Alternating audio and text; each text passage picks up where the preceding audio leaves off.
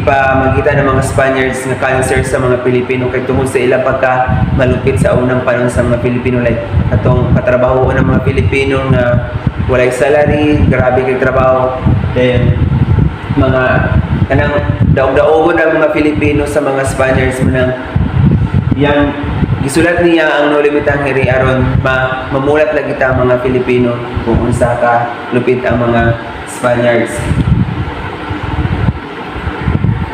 The author's dedication. Ang author sa ani is si Rizal. Rizal dedicated No Limitang Hiri to Fatherland. So yang i-dedicate ang novel niya nga No Limitang Hiri sa yang fatherland, which is ang Philippines. He compared the nation's ills to malignant cancer that must be exposed to be cured. His goal was to show the truth without discrimination and sacrifice vanity for honesty, aware of his own flaws. So, mula dito na yang gisulat ang No Limitang Hiri aron kanang kanang makatabang sa mga Pilipino nga maawit ta, mamula ta sa mga sa mga kalupit sa mga Spaniards. Synopsis of the novel. The novel has 64 chapters and epilogue. It begins with a welcome dinner of Crisostomo Ibarra held by Captain Tiago in his home on Cali, Anlog. Guests include Father Damaso, Padre Sibila, Don Tiburcio Espadana, Doña Victorina, and others. During dinner, Father Damaso insults Ibarra, showing hospitality. Lieutenant Ibarra later reveals to Ibarra that his father, Don Rafael Ibarra, died in prison, accused of being heretic, and his body removed from the cemetery. So, ang novel nga No Limitang Hiri is na ay 64 chapters, and like sa synopsis of the novel is gisgutan sa bito ang kinabuhi ni Ibarra. We know, di ba nakakita man ta sa video nga katong kabay ni Ibarra, like sa iyang father kung unsa pagpatay, unsay gibuhat, like na-accuse siya nga kanang mamamatay, na-accuse siya bisan dili siya tinuod dayon tungod kay ang father ni Rizal is usa ka buutan kanang maayo siyang tao, pero iyang gi-accuse siya aron mapreso din. Grabe ang gibuhat nila sa father ni Ibarra, kay ang katong gikuha sa wala siya gilubong, giitsara siya sa atong murag ilog nga aron wala siya gilubong, giitsara siya dito,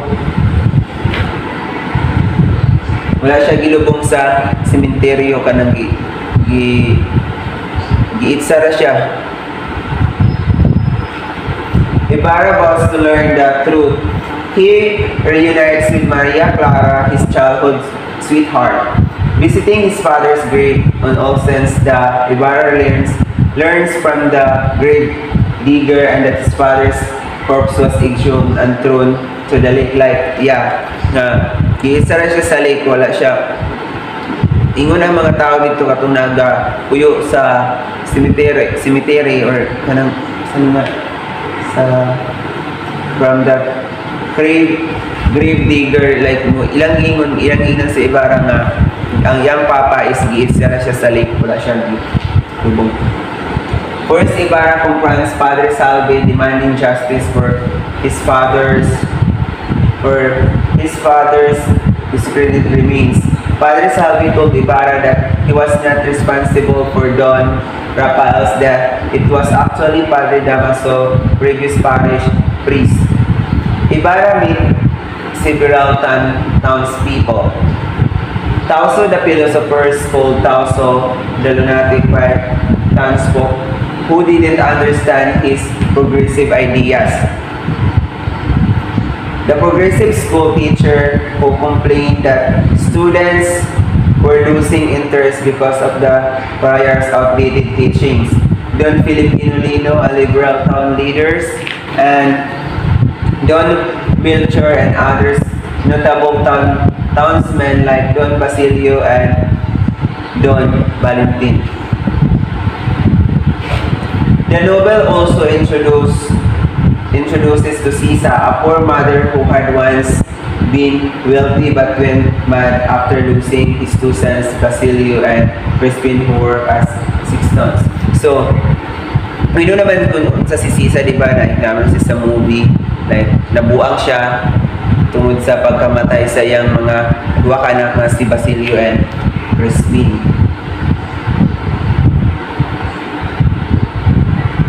Crispin was accused of stealing church money, tortured and killed by the sacristan mayor. Basilio escaped but disappeared, causing Sisa to lose their sanity while searching for them. Capitan Tiago, Maria Clara, and Aunt Isabel arrived in San Diego. Ibarra and his friends held in picnic by the lake, attended by Maria Clara and her friends, Sinang, Victoria, Eday, and Nining. Other guests included Capitana Tika, Anding, Albino, a theology student, and Elias, a strong and decent youth. During the picnic, Elias fought a crocodile but Ibarra saved his life by killing it.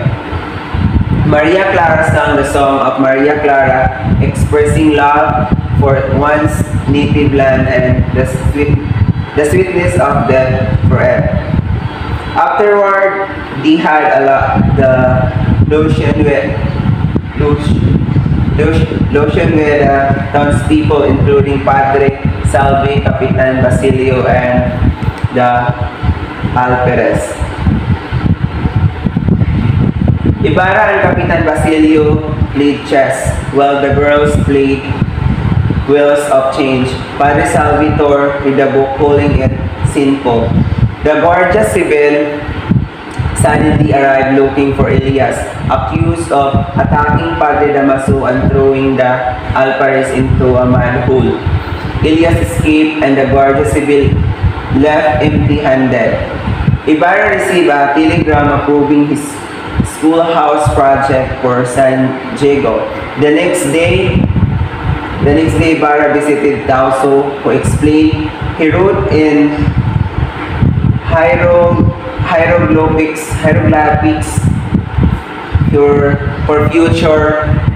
for future generation and understand him. Tasio doubted the success of Ibarra's project, but construction continued under architect Nor Juan. The town prepared for its annual fiesta in honor of San Diego de Alcala on November 12. Visitors came from nearby towns.